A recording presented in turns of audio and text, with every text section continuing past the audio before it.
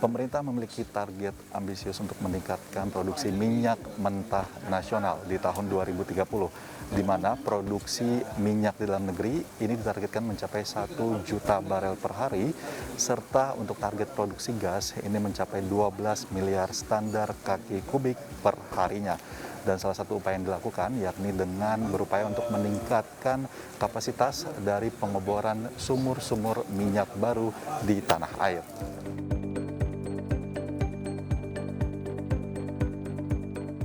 Satuan Kerja Khusus Pelaksana Kegiatan Usaha Hulu Minyak dan Gas atau SKK Migas menargetkan pengeboran sumur pengembangan di tahun 2021 mencapai 616 sumur dan juga 48 sumur eksplorasi. Namun, hingga akhir tahun, realisasinya diperkirakan mencapai 538 sumur. Meski demikian, SKK Migas mengklaim apabila bisa tercapai, maka jumlah pengeboran sumur di 2021 menjadi yang terbesar dalam 5 tahun terakhir. Berdasarkan data SKK Migas, realisasi pemboran sumur pengembangan tahun 2016 sebanyak 227 sumur, tahun 2017 sebanyak 200 sumur, tahun 2018 sebanyak 278 sumur, tahun 2019 sebanyak 322 sumur, dan tahun 2020 sebanyak 240 sumur.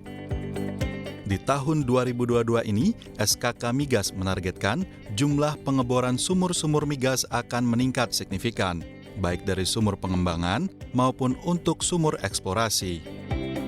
Deputi Perencanaan SKK Migas Beni Lubiantara mengatakan, untuk mengejar target lifting minyak untuk tahun 2022 sebesar 703.000 barel per hari dan produksi gas mencapai 5.800 juta kaki kubik per hari, pihaknya bersama dengan kontraktor kontrak kerjasama atau K3S akan mengebor sebanyak 30 hingga 40 sumur eksplorasi migas baru di tahun 2022.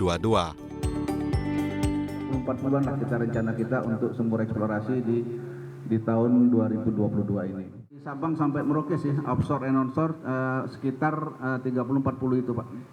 Cuman saya nggak hafal sih lokasi persisnya gitu ya. Tapi ada di onshore, offshore, mulai dari Sabang sampai Merauke. Nah, pengeboran pertama atau yang dikenal dengan istilah tajak sumur ini sudah pertama kali dilakukan di pukul 00 1 Januari 2022 untuk tahun ini.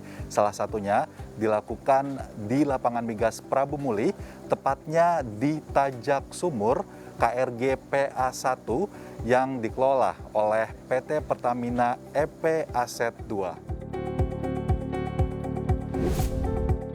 PT Pertamina Persero melalui subholding upstream PT Pertamina Hulu Energi atau PHE sebelumnya menargetkan pengeboran sumur pengembangan atau eksploitasi di 2022 mencapai 298 sumur, naik dari jumlah pengeboran sumur pengembangan di tahun 2021 yang mencapai 244 sumur. Sementara untuk pengeboran sumur eksplorasi atau sumur-sumur baru, perseroan menargetkan bisa mencapai 17 sumur, meningkat dari tahun 2021 yang sebanyak 14 sumur. Target tersebut salah satunya akan dilakukan oleh PT Pertamina EP Aset 2 yang akan mengebor 44 sumur, termasuk 4 diantaranya merupakan sumur eksplorasi di tahun ini. Tinggi targetnya, upaya-upayanya juga lebih masif dan agresif. Terima kasih. Miftah menjelaskan salah satu lokasi pengeboran dilakukan di lapangan Prabu Muli, Sumatera Selatan, yang produksi minyaknya mencapai 24.000 barel per hari, serta 539,7 juta kaki kubik per harinya. Sementara itu, SKK Migas mencatat di tahun 2022, Pertamina berkontribusi terhadap 70% aktivitas pengelolaan hulu migas di tanah air. PT Pertamina Hulu Energi ini mencatat setidaknya dibutuhkan investasi sekitar 3,7 juta dolar Amerika Serikat untuk melakukan pengeboran satu sumur. Ya, memang nilai investasi pengeboran sumur baru tersebut berjumlah sangat besar jika dikalikan dengan puluhan ribu sumur migas yang saat ini tengah dikembangkan. dieksplorasi dan akan ditambah selama bertahun-tahun mendatang.